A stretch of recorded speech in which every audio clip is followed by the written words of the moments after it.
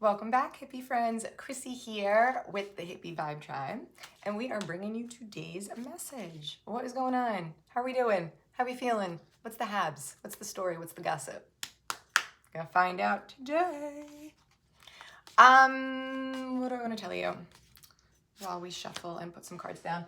I wrote today on the board, it's safe to pour back into yourself. Why did I write that? Because it's been coming up on overdrive all week. I've been getting the downloads about like High Priestess era and stepping into your divine feminine and what that means and pouring into self. And I've been getting all these downloads and nudges to do that. So if I'm getting them, that means you're probably getting them.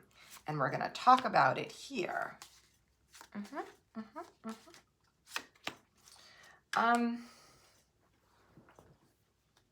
It's easy to write that stuff off.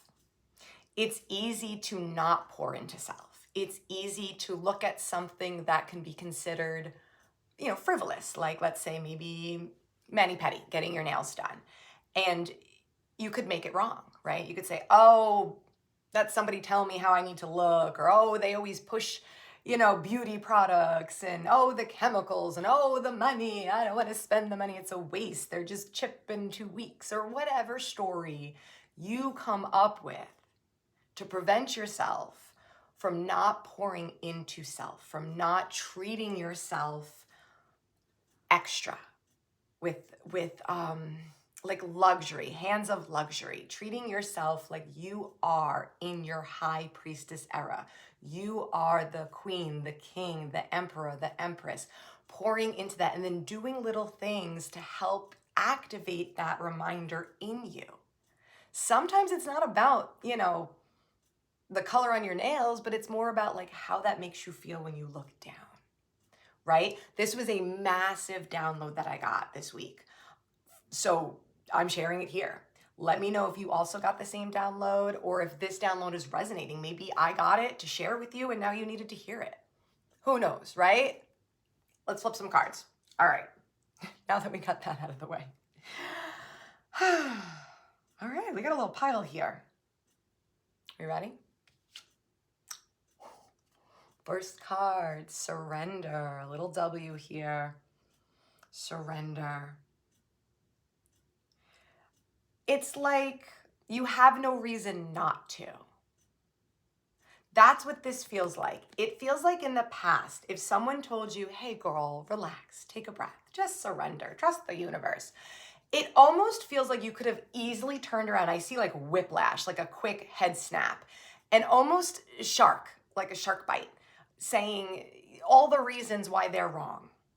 Well, all the reasons why you can prove to them why it's not safe for you to surrender and trust the universe and let go and exhale and all the things you have to do and all the things you have to carry and all the things you have to be.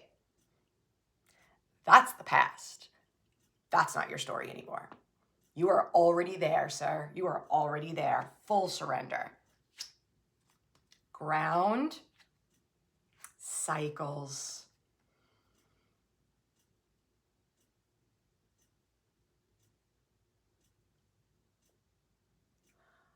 The image I got was actually like boots, like my husband's combat boots on the ground, like boots on the ground. And I felt like the vibration and I heard like the sound of all the boots, like 50 boots. Just, there's like a march happening. It's like cycles as in, it feels like one of your cycles was solitude, standing alone, being in isolation. I'll do it myself. If you want something done, just do it yourself. That feels like a cycle that you broke. And this ground, it's like you've grounded it down and you've somehow opened up, I was gonna say open up your heart space, and then I heard portal. Okay, you went through a portal, you tapped into a portal, something about love and heart chakra and portal, and realizing that you don't have to stand alone, be alone, not trust anyone. Like you've like let in something, you've let in the possibility of connection and love and support, friendship even. And it's like those boots, it's like it's your people, it's your squad. You've built some sort of army. You've built this little army for yourself. It feels spiritual. It feels positive. It feels like a force. like, it's not just for fun. The energy of that march, of the group marching, feels like, yeah, we're here for a good time. Yeah, we're here for the fun, but we also got work to do. There's like a purpose. You're going together with purpose. Let's keep flipping cards. Grief, really? Soul contract, these two. What is going on? I feel like, I mean, you see me shuffle the deck. Well, I think you do. I do shuffle the deck. I don't know how much you see from your seat, but I shuffle. I'm a shuffler. I'm not shuffling. So these keep coming out. Grief and soul contracts. There's something about the release of, oh, there it is. The release of what could have been, what was meant to be, what you thought was meant to be. Okay, so this has to do with disappointment. It has to do with relationships, connections, soul contracts, right? You and other people, you and the world, you and the collective. And it feels like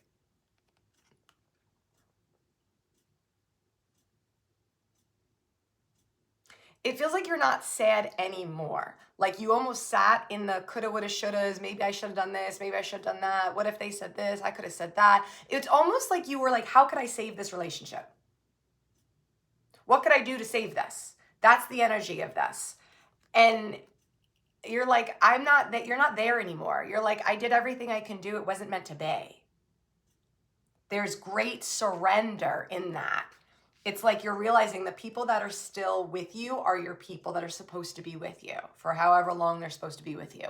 And when they're not with you anymore, then they're not with you anymore and they're not supposed to be. Like you're fully trusting everything with time, divine timing, everything that's unfolding. It feels like you have let all these people in, built your tribe, built your army, found your people. And the reason you did that is because you're no longer afraid to lose them.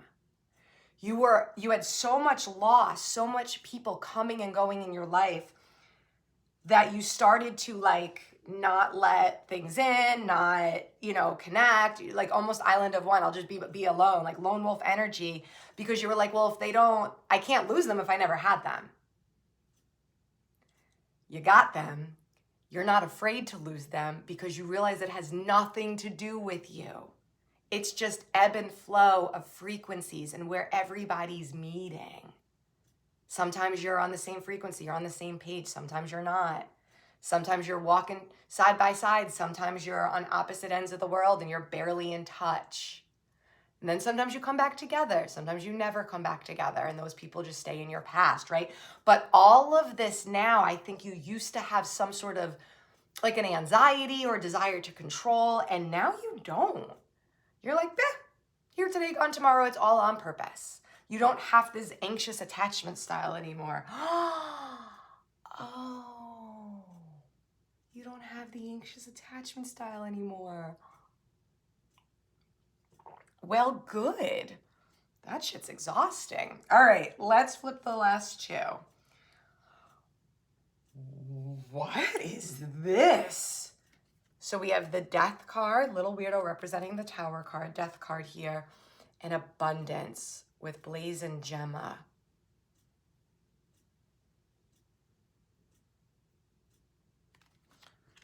Hold on.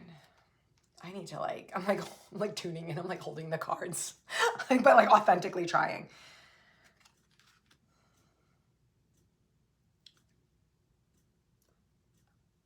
Something had to die in order for something new to come. This is about the falling away and then okay, this is about making space. That's what you realize. So that anxious attachment style, it was like this need to hold on to things, to hold on to people, to hold on to experiences, situations. Like you didn't want things to end. You were afraid even of them evolving because you didn't want them to end. It's almost like you wanted to keep everything exactly as is, but that's not the case. It's not healthy. It's not what we're supposed to be doing. It's constant evolution. You, yourself, others, the dynamics, right? So you used to have this like tight grip on everything and everybody and this anxious attachment, and you didn't want to let things go even when things needed to be let go, even when you knew you guys were no longer a vibrational match, right? You and whoever. So in order In order to release that anxiety, that anxious attachment style, you had to see now, okay, wait a second. When things leave, it creates this space, and every time the universe fills it. So you might be missing that person or that situation, but now there's a fresh face, a new energy, another opportunity. So I think that's what happened. I think you actually saw the physical manifestation of what happens when something gets removed and how that space is now created, and then how it's filled with a better match for yourself. That's what's happened for you. You seen it. You seen it. You seen it. Yeah, you saw that. It clicked in for you. Abundance, baby. That's all that's left. I have this magnet on my fridge and it says, all that's left is joy. I know because I wrote it. I made it. But it's like, yeah, all that's left is joy. Can we title that? Is that too vague of a title? I don't know how to make titles where the videos circulate. I feel like it's like an art. I used to ask ChatGPT and I'm like over that. I'm like, I end up just picking my own title half the time anyways. Wow, all that's left is joy. The anxious attachment style is gone and all that's left is joy. That's literally this reading. I don't even need to pull another card. We're done. Okay, let me put this down.